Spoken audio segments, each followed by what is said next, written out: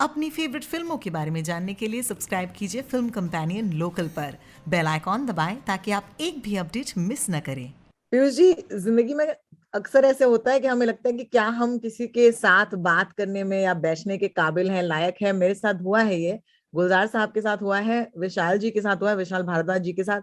और आज दोबारा से ये इंटरव्यू करने से पहले मैंने कहा कि क्या हम लायक हैं आपसे बात करने के लिए। अरे वाह, कैसी बातें कर रही हैं आप। लायक ही लायक है बाबा। ऐसी बातें करने की जरूरत नहीं। ऐसे तो करके आप शर्मिंदा कर रही हैं मुझे। मेरे शो पर आने के लिए और मुझे वक्त देने के लिए बहुत बहुत शुक्रिया।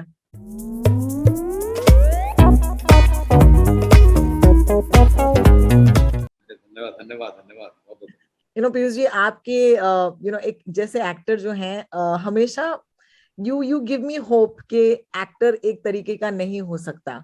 और ये मुझे याद है जब अमोल पालेकर साहब एक्टर बने थे, फॉर एग्जाम्पल, लोगों ने उस वक्त पर कहा था कि ये तो हमारी तरह दिखता है, बगल वाले बस के बगल वाले सीट में ये बंदा मिल सकता है हमें। मुझे एक्चुअली यहाँ से शुरुआत करनी है आपकी कि जब आपने शुरू की एक्टिंग, ये आपको हमेशा से एक्टर बनना था, लेकिन जिस उम्र में आपने एक्टिंग शुरू की, आपको लगता है खास करके टेलीविजन पर या फिल्मों में, आपको लगता है कि आपके पास भी यही क्वालिटी है कि एक्टर जो है वो एक्टर होता है, उसका उम्र से कोई लेना देना नहीं होता? बिल्कुल बिल्कुल, आप हॉलीवुड में देखिए ना। हॉलीवुड में तो 45 साल के उम्र में एक्टर बनते हैं। जी हाँ। मैंने तो अपनी फिल्में ही आपके 40 साल 38 साल में शुरू की थी। उसके पहले मैं थिएटर करता था। जी हाँ। मैंने फिल्में बहुत लेट शुरू की। तो और मेरे ख्याल से ओटीटी प्लेटफॉर्म की वजह से आज की तारीख में हर आड़ा तड़ा चेहरे वाला, मतलब उसको चिंता करने की जरूरत नहीं कि उसका चेहरा कैसा है। वो जो है एक्टर, अगर एक्टर है तो उसको रोल मिलेंगे, और रोल मिल रहे हैं, लगातार मिल रहे हैं। तो मुझे इस बात की चिंता नहीं थी। मेरी हाइट कम थी, मेरा चेहरा बहुत ही एवरेज था, लेकिन मुझे मालूम था कि मैं कुछ ना कुछ तो कर लूंगा। और कुछ ना कुछ हो गया तो इतना कुछ हो गया कि कुछ कहने की नहीं, मैं करता चला गया। एक जील थी कि हाँ, मैं मुझे मरना नहीं, I don't want to die. मेरी एक जील थी, एक जील, डिजायर टू लिव होती है ना, एक सर्वाइवल ऑफ द फिटेस्ट जो होता है, कि मैं सर्वाइव करना चाहता था। मैं मरना नहीं चाहता था। तो मुझे लगा कि जो है मुझे करना है, करना है, करना है, करना है, करना है। और लगातार मैं करता गया, पीछे मुड़कर देखा भी नहीं मैंने। और मुझे लगातार पता नहीं कहाँ से रोल्स मिलते गए, मिलते गए, मिलते गए। दूसरी बात यह है कि मैं सिनेमा में जब आया था, उस वक्त सिनेमा चेंज हो रहा था। मैं आया था 2003 में। तो वो मकबूल का जमाना था, वो झूम बराबर झूम का जमाना था, वो मातृभूमि का जमाना था, वो ब्लैक फ्राइडे का जमाना था। तो सिनेमा तब चेंज हो रहा था। तो चेंज, उसमें बदलते हुए फेज में मैंने एंट्री ली थी सिनेमा में, जिसमें मेरे लिए स्कोप ही स्कोप था। तो मैंने खूब एक्टिंग करी, खूब एंजॉय किया एक्टिंग।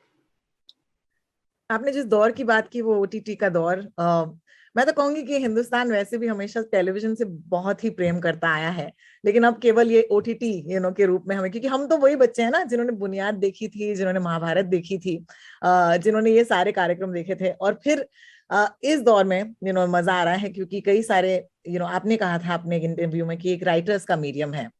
तो ये राइटर्स के मीडियम में मजा तो आ रहा है बहुत। अब हाल ही में मत्स्यकांड निकली है, और अब इलीगल के सीजन 2 में आप नजर आ रहे हैं।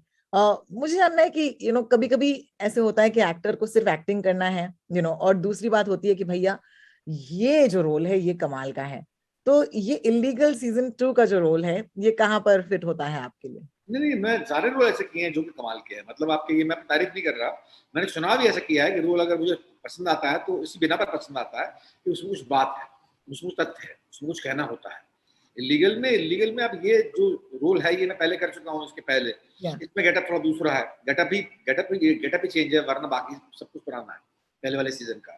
तो एक बहुत ही धूर्त किस्म का, बहुत ही मक्कार किस्म का, बहुत ही एम्बिशियस, इतना एम्बिशियस लॉयर है ये, इतना एम्बिशियस लॉयर है कि अपने एम्बिशन के चक्कर में, अपने एम्बिशन के चलते अपने बेटे तक को, पिछले सीजन में अपनी बीवी को मार डालता है, मरवा डालता है। ऐसे ही सीजन में अपने बेटे को छोड़ता नहीं है। अपने बेटे को क्रॉस करके, उसको कुचल के, अपने बेटे और बहू को कुचल के, हर कीमत पर, मतलब साम दाम दंड भेद, हर कीमत पर ये आगे बढ़ना चाहता है। He wants to become a CM of Delhi. तो ये हर कीमत पर आगे बढ़ना चाहता है।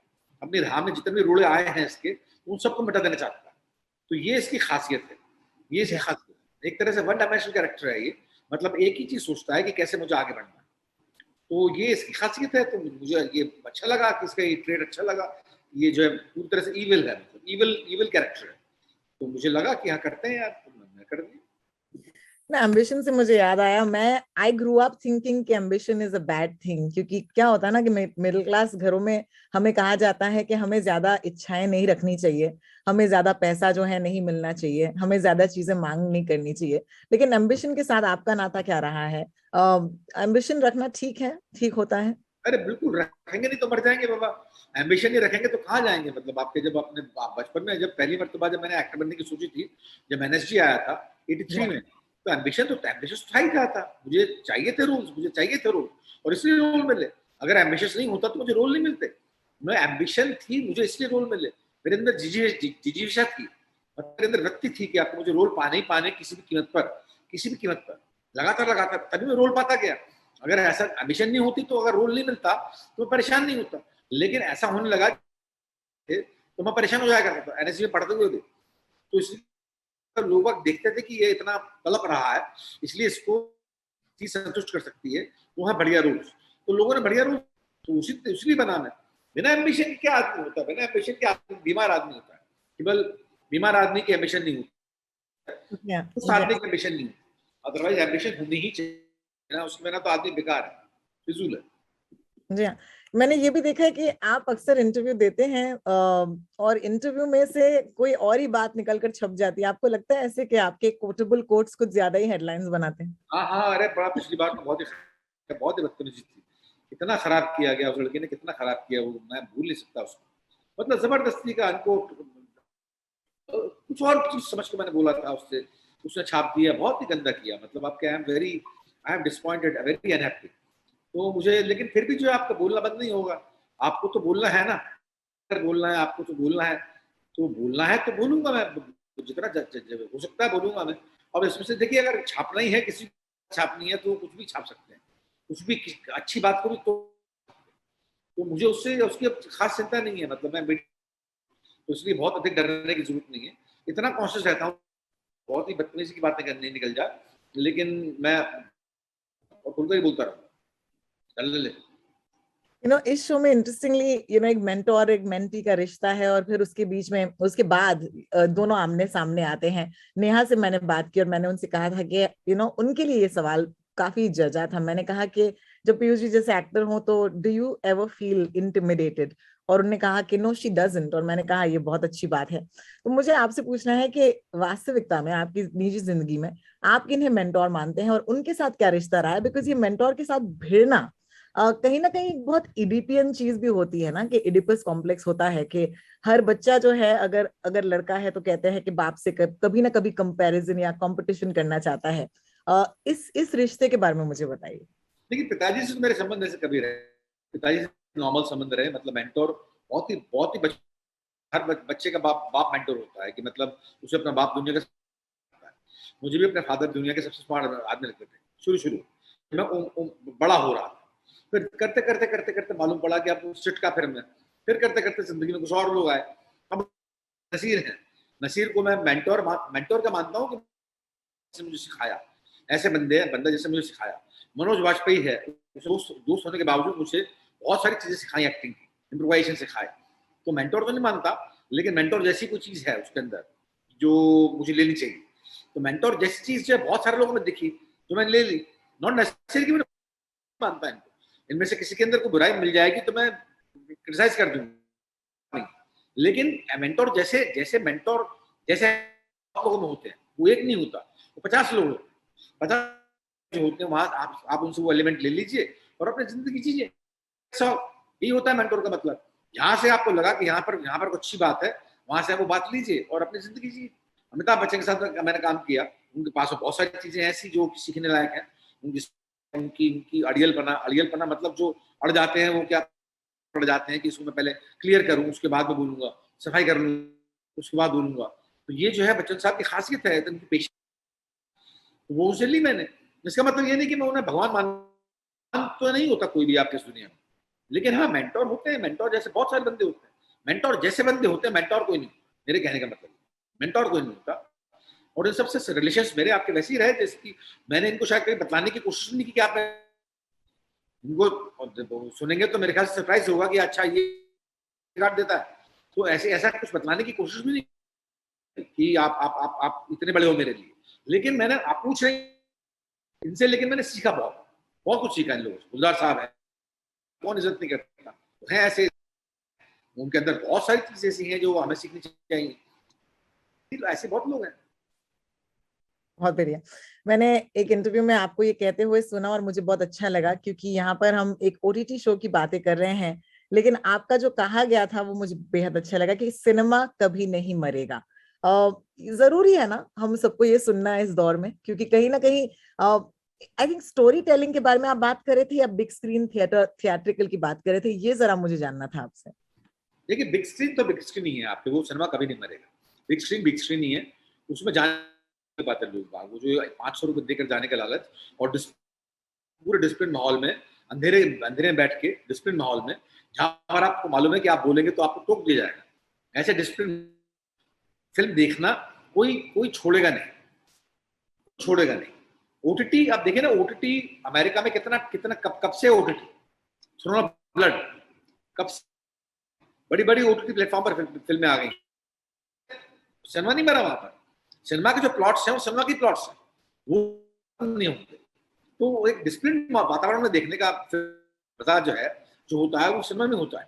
तो इसलिए सिनेमा बहुत ही बड़ा मीडियम, बहुत ही बड़ा मीडियम, वो इतना बड़ा मीडियम है। वो 70 mm की अभी अभी खुला था ये, तो अभी वो थिएटर खुले थे, अरे लोग पूछते जब आपके अक्षय की एंट्री हुई, मतलब दे वर सेलिब्रेटिंग, आ गया हमारा बंदा आ गया। कोई बंदा 50 बार ओटीटी पे आता है लेकिन कोई फर्क, क्योंकि जो है हम जब चाहे बंद कर सकते हैं, लेकिन सिनेमा में हमको मालूम है कि हमने पैसे दिए हुए हैं, बंद नहीं कर सकते। हम जब चाहे बंद हो जाए सिनेमा, ऐसा नहीं, आपको देखना ही पड़ेगा। आपको 2.5 घंटे की फिल्म है, 2 घंटे की फिल्म है, आपको रुक कर देखनी पड़ेगी, क्योंकि आपने पैसे दिए हैं। तो वो आप पर एक इम्पोज्ड डिसिप्लिन अपॉन यू, तो डिसिप्लिन का पालन करने, इसलिए उनका रिगार्ड अधिक होता है। तो सिनेमा का जो है वो सिनेमा का आकर्षण है, वो ओटीटी का आकर्षण नहीं हो सकता। ओटीटी दिखा सकते हैं 50 के तरीके। ओटीटी का फायदा ये हुआ है कि प्लॉट अब देखेंगे लोग, कंटेंट जो इसने दिया है एपिडेमिक के टाइम में और लॉकडाउन के समय, कंटेंट दिया है ओटीटी।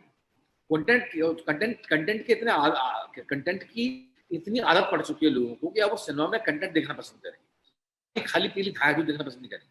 अब उन्हें कंटेंट चाहिए किस्म का, वरना वो ओटीटी देखेंगे। तो सिनेमा वालों को कंटेंट भले स्टार हो ना हो, लेकिन उनको कंटेंट पर ध्यान देना पड़ेगा, ये उनकी मजबूरी है। आप जिस किस्म के आर्टिस्ट हैं, मुझे लगता है कि बहुत ही रफ होगा अगर मैं कहूँ कि आप एक एक्टर हैं या एक पोएट हैं या फिर एक कवि हैं या फिर एक म्यूजिक कंपोजर हैं। लेकिन ये जरूर बात है कि ऐसे इंसान के मन में मैं अनुमान लगा रही हूँ कि थॉट्स तो चल रही होंगी ना। तो मुझे ये जानना है कि आखिरी बार आपने अपने कलम से कौन सी लाइनें लिखी और क्या वो याद है, और क्या वो मुझे आप सुना सकते हैं? थॉट भी सुनाएंगे तो मुझे बहुत अच्छा लगेगा। नहीं, वो तो एक तो मैंने ये वो जो मैं लिखा था ना, इसको पूरा किया गाने को, पहले अधूरा था, इतना ही गाना था जितना आया है मनोज वाजपेयी के साथ में इंटरव्यू में। फारूक शेख साहब ने जो इंटरव्यू लिया था इनका, जी हाँ, वो तो अभी वायरल हो गया है, अब वायरल हुआ है वो। अब वायरल हुआ है, वो लिया गया था करीब जो 2007 में करीब। तो उसकी खासियत, तो उसको मैंने पूरा किया है, गाने को मैंने पूरा लिखा है, इस बार पूरा किया है। ये कोई कोई खरीद रहा है, कोई किसी को बहुत पसंद आ गया है तो वो उससे खरीद रहे हैं। तो मैंने इसे पूरा किया, पूरी लाइन्स तो मुझे याद नहीं है, बहुत लंबा गाना है। तो ये है, मतलब बाकी लिखा तो बहुत सारा था, लिखकर आपको याद रहे ये बड़ा मुश्किल है, आपको बतलाना बड़ा मुश्किल है, लिखकर याद रखना बड़ा मुश्किल है, लिखना फिर भूल जाना, लिखी हुई लाइन्स याद रखना बड़ा मुश्किल। तो आपकी लाइनें तो हमें याद है। One of my favourite lines is आगे जाके कड़कती आंधी होगी, गरजता तूफान होगा, ये गाना मुझे बेहद पसंद है। चलिए, थैंक यू वेरी मच। तो मुझे यही जानना है कि आने वाले दिनों में, मैं जानती हूँ कि शमशेरा के लिए भी आपने पोइट्री लिखी है। ये पोइट्री का हो गए। हाँ, पोइट्री का होना, उसके लिए जगह होनी चाहिए स्क्रिप्ट में, वरना ये पोइट्री कहीं ना कहीं हम खो रहे हैं। बिकॉज मेरे हिसाब से, क्योंकि मैं एक्चुअली हर सुबह एक रेडियो शो करती हूँ जहां पर हम रेट्रो गाने लोगों को सुनाते हैं, तो 70s 80s 90s के गाने। और एक रेडियो जॉकी होने के नाते कहीं ना कहीं एक स्वार्थ मतलब है कि भैया गाने बनते रहने चाहिए। और मुझे लगता है कि आजकल और कमाल के शोज बन रहे हैं, लेकिन गानों के लिए जगह कहीं ना कहीं होम होती आई है। तो मुझे आपसे जानना था कि शायद आपको भी इतना ही लगाव होगा गानों से। गाने गुम हो रहे हैं क्या हिंदुस्तान में? गाने तो मुझे मालूम नहीं, गाने हाँ गाने की बात है, लेकिन वैसे मैंने पोट्री का इस्तेमाल किया। एक फिल्म आ रही है शमशेर, रणबीर कपूर की और ये संजय, डायलॉग्स लिखे हैं, तो उसमें मैंने बहुत सारी पोट्री लिखी है, उसमें पोट्री की बहुत, उसमें पोट्री लिखी है मैंने, बहुत सारी पोट्री लिखी है, पोट्री, उसमें बहुत सारी पोट्री लिखी है। गाने तो मुझे मालूम नहीं, गाने का तो मैंने पोट्री बहुत लिखी है उसमें। तो पीयूष मिश्रा बाय मतलब डायलॉग्स, तो पोट्री उसमें बहुत रेयर फिल्मों में पोट्री होती है, फिल्म में पोट्री है मेरे ख्याल से, वो आपको देख। जी हाँ, जी हाँ। और गाने लिखेंगे? गाने लिखूंगा मैं, अगर लिखूंगा मैं, वो लिखवाएगा नहीं तो मैं गाने मतलब अपने आप लिखकर अपने आप अपने कहीं तो दूंगा ना मैं, कोई तो लिखवाएगा ना, उसका इस्तेमाल तो तभी होगा ना जब कोई लिखवाए। अपने आप के लिए मैं क्या गाने लिखूं? जी हाँ, जी। अच्छा, तो ये आप सिर्फ गाने बाकियों के हमारे लिए लिखते हैं, खुद के लिए नहीं लिखते क्या? लिखता हूँ मैं, खुद के लिए भी लिखता हूँ, अपने बैंड के लिए लिखता हूँ। मेरा बैंड शुरू होगा तब, अब जब बैंड के मेंबर्स बिखरे हुए हैं, अब जब वो दोबारा इकट्ठे होंगे तो बैंड शुरू होगा, तो उनके लिए लिखूंगा मैं, अपने लिए लिखूंगा मैं। बड़े अरसों बाद कई सारे लोगों को वो सारी चीजें करने का मौका मिल रहा है जो 2 सालों से करने का नहीं मिला। हाँ हाँ हाँ, मतलब कई बार जो निराशा भी हो गई है बहुत सारा, मतलब खड़ा होने की ताकत भी नहीं है, दोबारा शुरू करो, उस सब के लिए भी काफी जोर लगाना पड़ रहा है, लेकिन मैं लिखूंगा बैंड के लिखूंगा। लेकिन इस दौर में मुझे एक ऐसी चीज बताइए जो सबसे ज्यादा आपको पसंद आई दोबारा से करने में। मेरे लिए तो सिनेमा जाना था, आपके लिए क्या था? मेरे लिए क्या था, मतलब मेरे लिए दोबारा जिंदगी उस तरीके से जैसे कि मैं पहले जी रहा था, वो जी नहीं पा रहा मैं, वो कुछ डिप्रेशन से आ गया दिमाग में, वो अजीब सा डिप्रेशन है, और जो है बड़ा खतरनाक किस्म का रहा, वो ऐसा डिप्रेशन दे गया कि वो निकल नहीं पा रहा दिमाग से। अब मैं दोबारा हंस के खुश होके जीना चाहता हूँ, वो जो है पता नहीं क्या, मतलब एक अजीब सी फांस लग गई है जिसको मैं रिवाइव नहीं कर पा रहा, मैं अपने आप को रिवाइव नहीं कर पा रहा, अभी तक जो रिवाइव नहीं कर पाया मैं। मैंने ये कर लिए, इलीगल किया, ये क्या रहा, मैं मत्स्य कांड किया, लेकिन इसके बावजूद कुछ नहीं हो पा रहा, कुछ था एपिडेमिक के पहले। तो ये मैं आया एक्चुअली, मतलब आपके जिंदा रहना चाहता हूँ मैं, तो वो जो दोबारा, लेकिन अभी तक वो हो नहीं पा रहा। देखिए आगे देखते क्या होता है। ऐसे कहते हैं, मैंने फिल्मों में ही देखा है कि आर्टिस्ट के लिए दर्द से गुजरना बहुत जरूरी होता है। तो क्या आप दर्द से गुजरना जरूरी होता है, तो क्या इस फेज को आप उस तरीके से मान सकते हैं, या फिर आपको लगता है नहीं ये ये दर्द ज्यादा हो गया यार, ये दर्द वो दर्द नहीं है आपके, मतलब महिला का गर्लफ्रेंड टूट गई उसका दर्द नहीं है, ये तो मरने का डर था, तो मरने का दर्द था, मतलब ये तो गर्लफ्रेंड टूटने का डर नहीं है, वो तो दिल पर घाव लगता, इसमें था कि आप निपट ही गए जिंदगी में, tata bye bye goodbye, जिंदगी भर के लिए निपटे आप। तो ये जो है ये वाला दर्द वो था, तो इसलिए इसमें इससे बड़ा भय व्याप्त हो गया, मतलब मेरे कई अपने चले गए कई, तो वो जो है उस दहशत से मैं निकल नहीं पा रहा, पता नहीं क्या। लेकिन अब देखिए जिंदगी जीना तो बहुत जरूरी है, आगे देखता हूँ मैं क्या होता है क्या। जाने से पहले आखिरी सवाल, मुझे याद है कि आप जब बात करते हैं, अभी भी जब आप बात करते हैं तो एक अंदाज होता है आपका, उस अंदाज की नकल से बहुत सारे लोगों ने पैरोडीज वगैरह बनाई है, आपने कभी देखा है उसे? अरे खूब देखा है मैंने, मेरे को भेजते हैं वो लोग, खूब देखा है मैंने, और मुझे बड़ा मजा आता है, मैं देता हूँ यार तुम और करो और करो और करो, तो बुरा नहीं मानता, हम बुरा नहीं मानते। बहुत बढ़िया, उम्मीद है कि आज हमसे थोड़ा सा इस शो पर आकर आपको थोड़ा सा मजा आया। मेरे साथ मुझसे बात करने के लिए बहुत बहुत शुक्रिया sir. Thank you very much, धन्यवाद।